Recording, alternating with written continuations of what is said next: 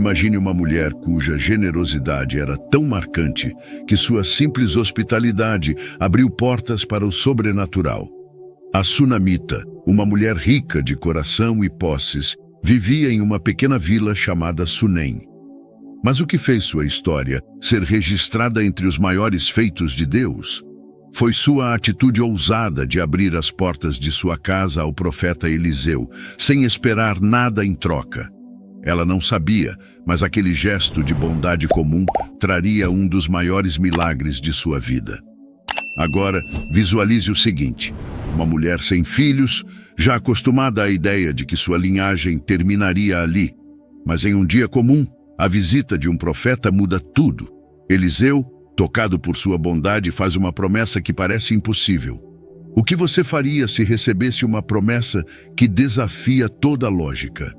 Este é apenas o começo de uma história que mostra como Deus trabalha em nossas vidas de forma inesperada.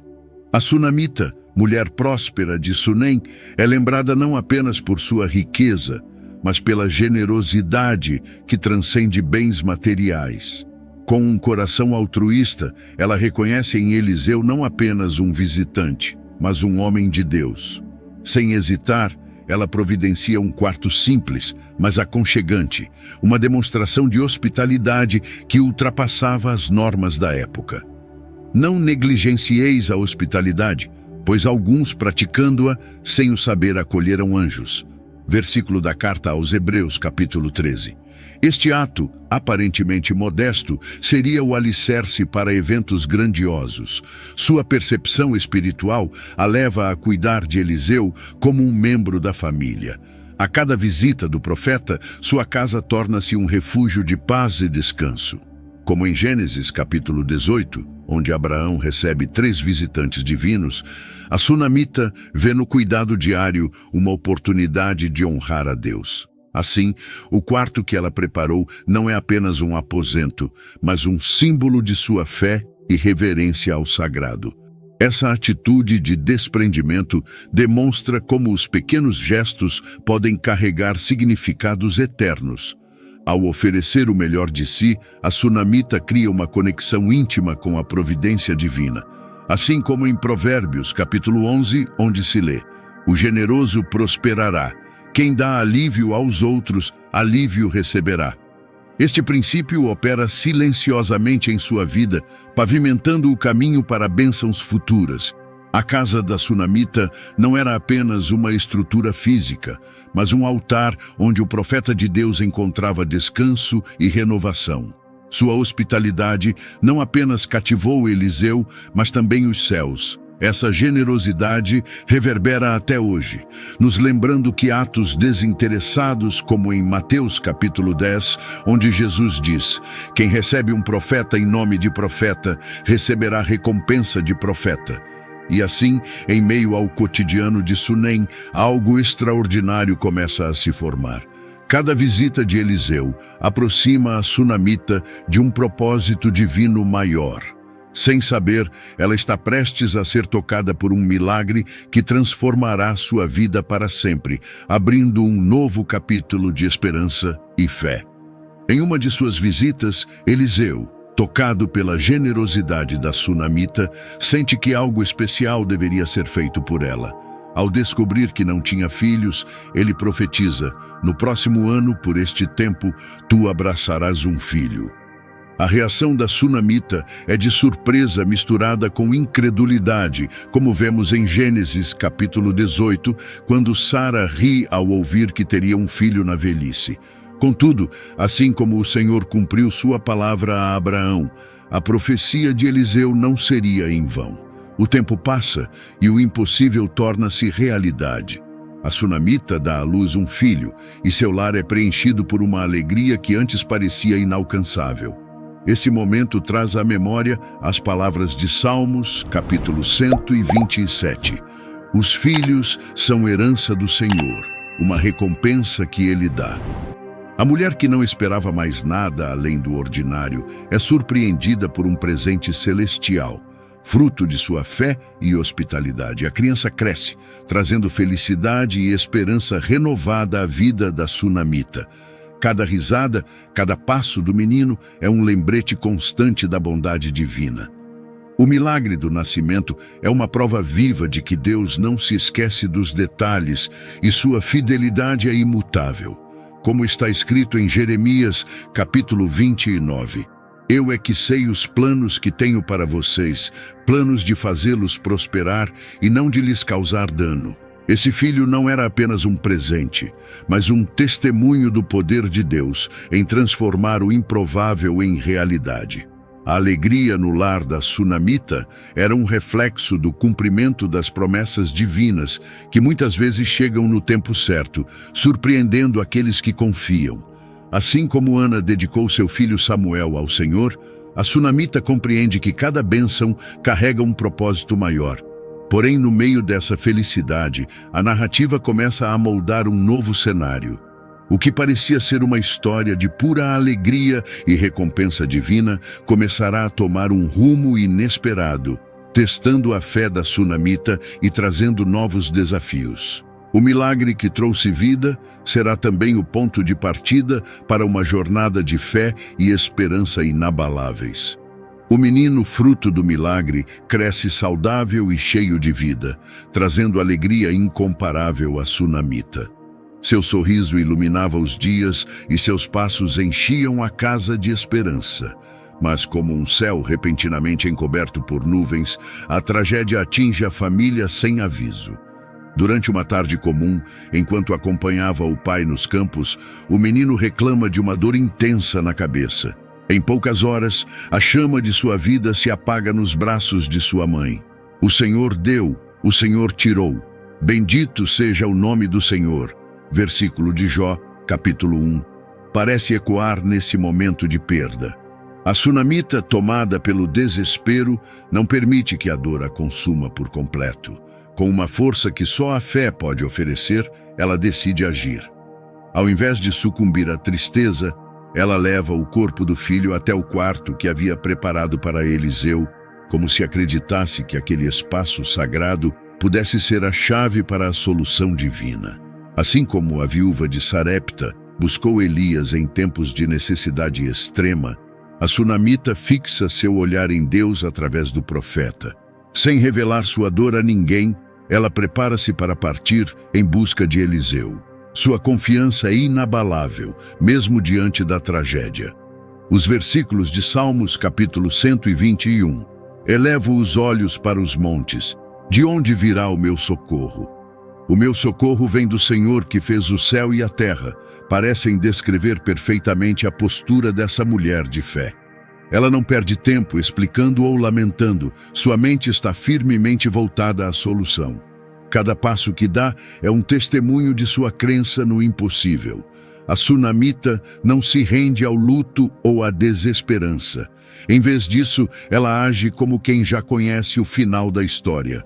Sua resiliência nos lembra que mesmo nos momentos mais sombrios, a fé pode transformar o luto em louvor. Assim como Jesus, em João capítulo 11, chorou a morte de Lázaro antes de ressuscitá-lo, a sunamita prepara o cenário para o extraordinário. A tragédia que marcou sua casa agora é o combustível que a impulsiona a buscar a restauração. O coração partido da sunamita não será o ponto final. É apenas a pausa antes de um milagre ainda maior. Assim, com fé inabalável, ela parte rumo ao encontro com Eliseu, carregando em seu peito a esperança de que Deus é capaz de devolver a vida ao que parecia perdido para sempre. A sunamita não perde tempo. Sem hesitar, sela o jumento e parte em direção ao Monte Carmelo, onde sabia que encontraria Eliseu. Sua decisão de não compartilhar sua dor com ninguém ao longo do caminho é emblemática. Ela escolhe guardar sua confiança em Deus e no profeta, evitando qualquer distração ou palavra de desencorajamento. Seu silêncio é um grito de fé, ecoando as palavras de Isaías capítulo 30. No arrependimento e no descanso está a salvação de vocês. Na quietude e na confiança está o seu vigor. O encontro com Eliseu é carregado de emoção. Ao vê-la de longe, Eliseu imediatamente percebe que algo está errado e envia Geazi, seu servo, para indagar sobre a situação. No entanto, a sunamita insiste em falar diretamente com o profeta. Está tudo bem, ela responde a Geazi, mantendo firme sua postura de fé. Esse momento reflete sua total dependência de Deus e não de intermediários, lembrando-nos das palavras de Jeremias, capítulo 33. Clama a mim e responder-te-ei e anunciar-te-ei coisas grandes e firmes que não sabes. Ao chegar diante de Eliseu, ela se lança aos seus pés, deixando transparecer toda a dor acumulada. A intensidade de sua súplica não é apenas um pedido de ajuda, mas uma demonstração de confiança absoluta no poder de Deus através do profeta. Assim como a mulher cananeia que implorou a Jesus pela cura de sua filha, a sunamita demonstra uma fé resiliente e inabalável, mesmo diante do que parecia ser um destino final. Eliseu, ao ouvir o clamor da sunamita, sente o peso da responsabilidade divina. Ele imediatamente toma medidas, enviando Geazi adiante com seu bordão para tentar trazer o menino de volta à vida. No entanto, a sunamita não se afasta do profeta, insistindo em sua presença. Tão certo como vive o Senhor e vive a tua alma, não te deixarei, ela declara, com a mesma determinação de Rute ao se unir a Noemi. A jornada espiritual da sunamita nos ensina que muitas vezes a fé exige persistência e proximidade com a fonte do milagre. Com Eliseu a seu lado, a sunamita retorna à sua casa, carregando a esperança de que o Senhor está prestes a agir. Sua caminhada é um testemunho de que a fé pode mover montanhas e trazer a vida onde há morte. No entanto, o verdadeiro clímax ainda está por vir, e o cenário está preparado para a manifestação do poder divino. Ao chegar à casa da sunamita, Eliseu sobe imediatamente ao quarto onde o menino está deitado. A atmosfera é tensa, carregada de expectativa e esperança. Eliseu se recolhe em oração, buscando orientação divina. Como Elias, em 1 Reis, capítulo 17, que clamou a Deus para ressuscitar o filho da viúva de Sarepta, Eliseu se prostra sobre o corpo do menino, repetindo o gesto sagrado. Esse ato não é meramente físico, é um símbolo da conexão entre o céu e a terra, onde a fé se torna o canal para o milagre. Os minutos parecem eternos, mas então algo extraordinário acontece. O corpo do menino começa a aquecer. Eliseu repete o gesto, perseverando na oração, até que finalmente o menino espirra 7 vezes e abre os olhos. A vida retorna, e com ela a alegria e a fé renovada. Eu sou a ressurreição e a vida. Aquele que crê em mim, ainda que morra, viverá, disse Jesus em João capítulo 11. Este milagre ecoa a mesma verdade. Deus é o autor da vida, e nenhum obstáculo é grande demais para ele. A sunamita, ao ver seu filho vivo novamente, prostra-se em gratidão diante de Eliseu. O milagre não é apenas uma restauração física, mas um testemunho poderoso do cuidado de Deus por aqueles que confiam nele. Essa ressurreição se torna um marco na vida da sunamita, lembrando-nos de que Deus é fiel para cumprir suas promessas, como em Salmos, capítulo 116. Volta, minha alma, ao teu repouso, pois o Senhor tem sido generoso contigo. Eliseu, por sua vez, reafirma seu papel como instrumento de Deus, mostrando que os milagres não são apenas eventos isolados, mas parte do plano maior de Deus para revelar sua glória. A ressurreição do menino é um prenúncio do que viria a ser o maior milagre de todos, a vitória sobre a morte por meio de Jesus Cristo. Essa história nos convida a refletir sobre como a fé inabalável pode abrir portas para o sobrenatural. O milagre da ressurreição, porém, não é o fim da jornada da sunamita. Ao longo de sua vida, ela continuaria a experimentar a provisão divina de maneiras surpreendentes. Eliseu, ainda profundamente ligado a essa família, será o mensageiro de mais uma revelação que exigirá novamente sua fé e obediência.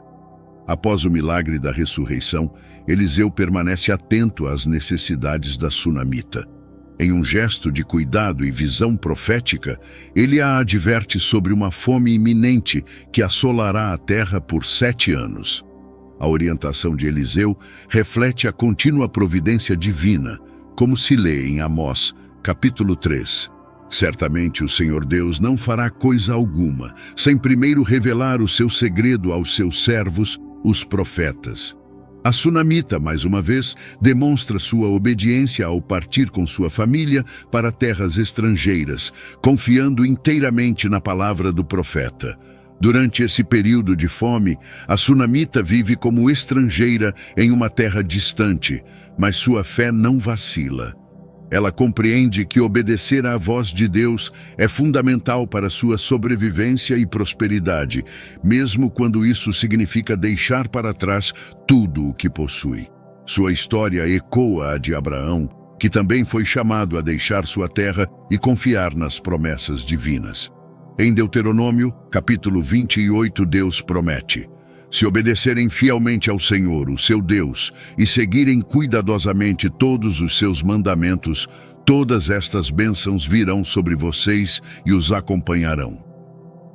A cada dia que passa, a sunamita testemunha a fidelidade de Deus em prover para ela e sua família. Mesmo em tempos de adversidade, sua obediência gera proteção e sustento. Esse período de exílio é uma lição prática de que a dependência de Deus é a verdadeira segurança. A sunamita vive a realidade do Salmo 34. Os que buscam o Senhor de nada têm falta. Ao final dos 7 anos, ela retorna à sua terra apenas para encontrar suas propriedades ocupadas por outros. No entanto, sua confiança no poder de Deus permanece intacta. Sua jornada durante a fome não foi apenas uma lição de sobrevivência, mas também uma preparação para o próximo ato da justiça divina. A sunamita sabe que, assim como Deus foi fiel ao sustentá-la em terra estrangeira, ele também agirá em sua causa agora. A fé e a obediência da sunamita estabelecem um padrão de vida que será recompensado mais uma vez.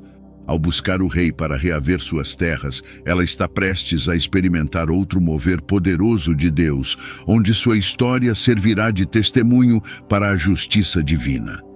Ao retornar à sua terra, a sunamita depara-se com uma realidade desoladora. Suas terras e propriedades foram tomadas durante sua ausência. Determinada a reaver o que é seu por direito, ela se dirige ao rei, confiando que Deus a guiará nesse momento crucial.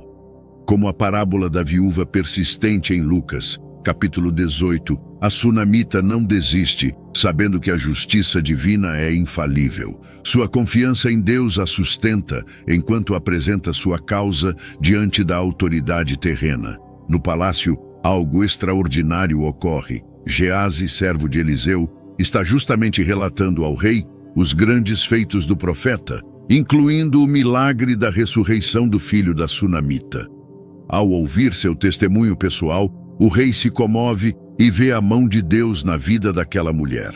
Assim como em Provérbios, capítulo 21, onde se afirma: o coração do rei é como um rio controlado pelo Senhor, ele o dirige para onde quer. A justiça divina começa a se manifestar. Impressionado com a história, o rei não só ordena a restituição das terras da sunamita, mas também decreta que todos os frutos colhidos durante sua ausência sejam devolvidos. Esse ato de restauração vai além do esperado, provando que Deus não apenas faz justiça, mas também multiplica as bênçãos. Como diz Joel, capítulo 2, restituir-vos-ei os anos que foram consumidos pelo gafanhoto.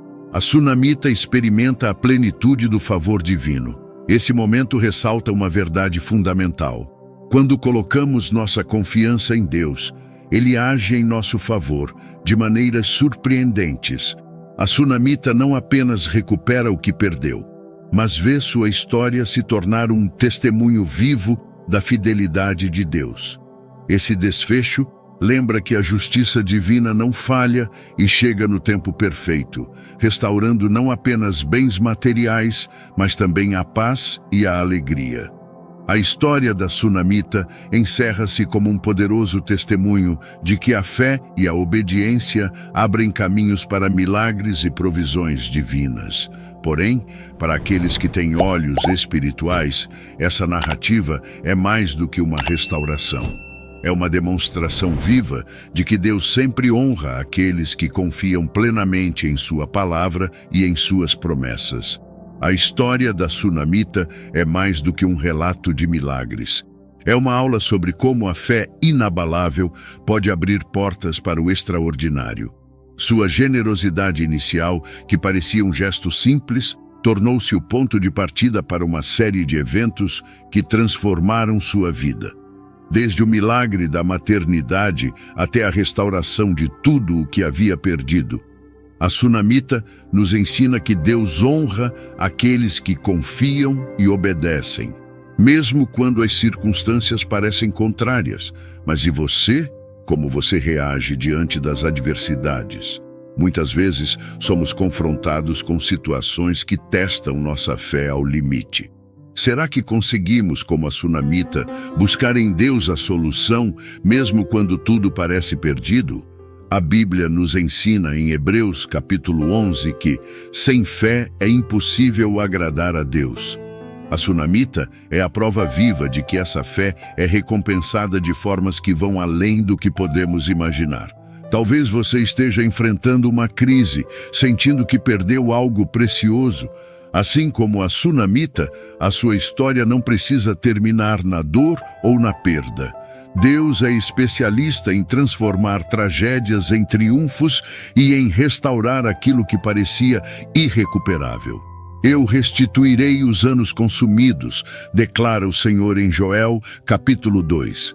Você acredita que Deus pode fazer o mesmo em sua vida? Agora eu te pergunto, você está disposto a entregar tudo nas mãos dele, confiando que a justiça divina sempre prevalecerá?